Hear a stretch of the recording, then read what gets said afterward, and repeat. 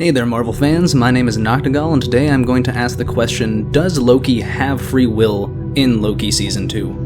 While there are many questions we could be asking in regard to the premiere of Loki Season 2, this whole first episode, I was wondering to myself whether or not Kang is still in control of Loki's actions, and how that ties into the past/future of the TVA.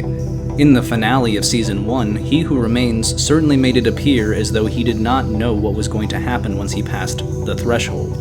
Though, I don't know if I actually buy that. But anyway, before we dive any deeper, I'm almost to that 1,000 subscriber mark, that milestone, and so if you're willing to drop me a subscription down below, go ahead and click that subscribe button. Alright, let's get into it. I'm unsure what to think in regards to Loki's free will, as it would appear that Loki is making his own decisions in this episode, but that's also what we thought in the first season all the way up until the end. I also find it interesting that we got no hint at there being other Kang variants attempting to take over the TVA yet, despite the death of He Who Remains, which should mean that there would be an immediate, grandiose Kang threat, as the multiverse has expanded rapidly and we have already seen a massive arena full of other Kang variants that now exist once again, thanks to the actions of Loki and Sylvie. The recording that Loki finds in this episode also raises questions, such as the true connection between Ravonna Renslayer and He Who Remains. In the first season of Loki, Renslayer seems to know the most about the Void at the end of time compared to anyone else we had yet seen in the TVA, and this could be connected to her possibly helping Kang end the multiversal war in some way and create the TVA or usurp the TVA from other Kangs. Renslayer's potential involvement in the creation of the TVA leads me to believe that He Who Remains likely had some greater plan and that he wanted Sylvie to kill him. I think this could be the case as there must be some reason that Ravonna Renslayer and He Who Remains are connected, and He Who Remains even sends Ravonna on some sort of quest or mission in the finale of Loki Season 1. So clearly He Who Remains had plans after his death, though what that plan is, I'm not too sure. I perhaps wonder if for some reason or another Kang becoming He Who Remains and taking control of the TVA created a rift between himself and Ravonna.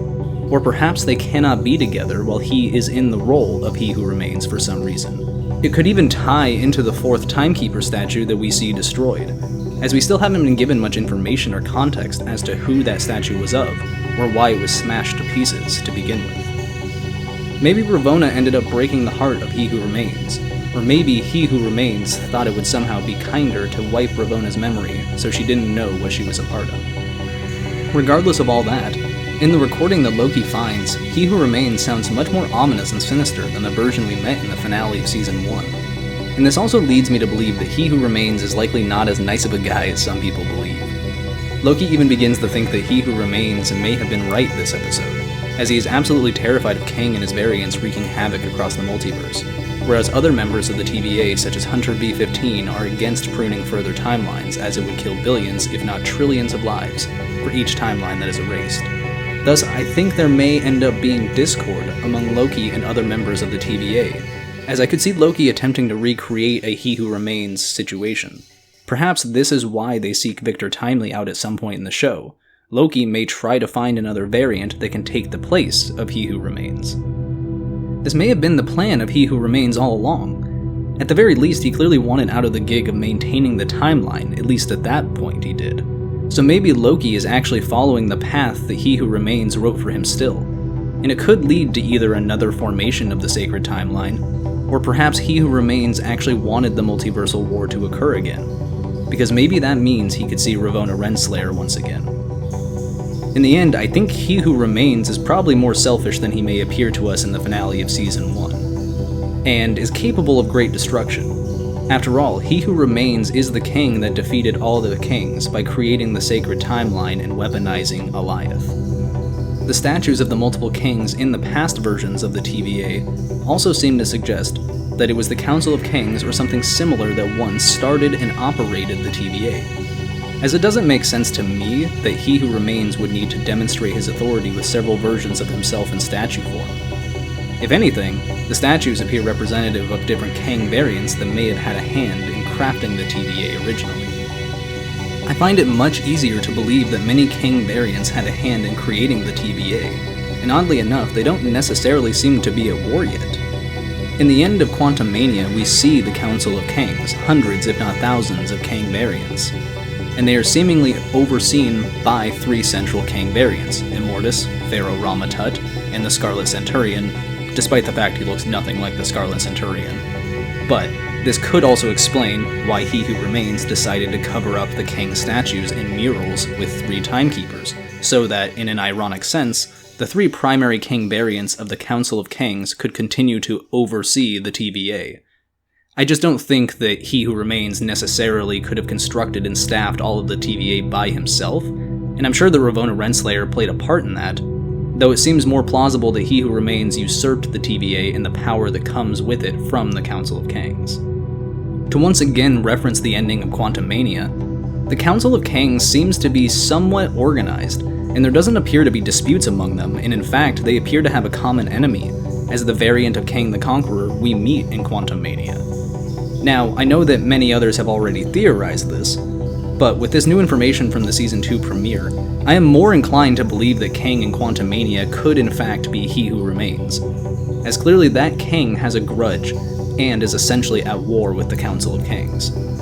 Though, if they don't decide to go that route, perhaps He Who Remains and Ravonna Renslayer did in fact create the TVA, and the Council of Kangs actually usurped He Who Remains, which leads into that Kang variant being banished to the Quantum Realm and cut off from his love interest, Ravonna Renslayer, and ultimately is sucked into his multiversal engine, perhaps transforming him in some way to become He Who Remains, who takes control of Alioth and storms back into the TVA and wipes out the Council of Kangs and creates the sacred timeline and keeps his former love interest close by to watch as a judge in his reformed TVA. I know that's a bit wild, though I think there is precedent for some of it, as in the comics, the universe essentially always tries to separate Ravonna Renslayer from Kang. And perhaps this could tie into the MCU adaptation, and perhaps Kang being with Ravonna Renslayer is some sort of absolute point. Or maybe being with Ravonna will always result in He Who Remains becoming a destructive Kang variant. It's also quite convenient that Kang is sucked into his multiversal engine in Quantumania, implying that he will likely return, and could easily return as He Who Remains, as he may gain access to some new time or realm that allows him to manipulate the time stream in a manner that other Kang variants cannot. Perhaps Kang was split across time and space in a similar manner to Loki in this second season, and maybe this allows for some extra capabilities that He Who Remains could have possessed, and that Loki could also now possess. One of my other theories or hypotheses on this show is that if Loki is not being set up to be the next Tony Stark, the next lead character of the MCU, then maybe he is being set up to actually take the place of He Who Remains himself, or take on a similar role as a Keeper of Time, as he is quite entangled into this aspect of the universe at this point. And I still think he may be following the script of He Who Remains. Or perhaps Loki is following the script of He Who Remains and will actually start the multiversal war that He Who Remains claimed to have ended. And that's the thing. I don't even know if there was ever actually a multiversal war prior to the TVA. It's just so odd to me that most Kang variants don't appear to be at odds with one another yet. And the fabric of reality is not tearing apart because of a multiversal war. In fact, everything seems mostly the same, except now there is more interaction between timelines. At any rate, I definitely think that Kang/He Who Remains is still marionetting Loki in some way. We also don't know who is on the other end of the phone that draws Loki toward the elevator where Sylvie is and where he ultimately gets pruned. Maybe Kang was on the other end, He Who Remains, manipulating the actions of Loki, ensuring that he was pruned at the exact right moment. But I digress. So, maybe He Who Remains, through the actions of Loki, will actually start the multiversal war he claimed he wanted to prevent from occurring. I just don't think the plan of He Who Remains was as straightforward as he made it sound in the finale of Season 1, and I think maybe having Loki and Sylvie present created an illusion of choice between the two of them, but the plan was always for Sylvie to kill He Who Remains, setting Loki on a path to save the multiverse, but by thinking he's doing that, actually starts the very multiversal war he so desperately wishes to prevent. How ironic. Thank you so much for watching to the end. If you like this video, you can always subscribe to the channel, drop me a like, comment about anything that you liked about the video, if you had any thoughts or ideas about any of my ideas or my theories, you can post those down below. You can let me know your theories or thoughts. I'm always interested to read those, but a lot of people always have very interesting ideas about this stuff, always coming from different perspectives. Love to read that stuff. So if anyone has anything to say about the show, go ahead and drop it down below. I'd love to read the comments. But anyway, I will see y'all in the next one. Peace out.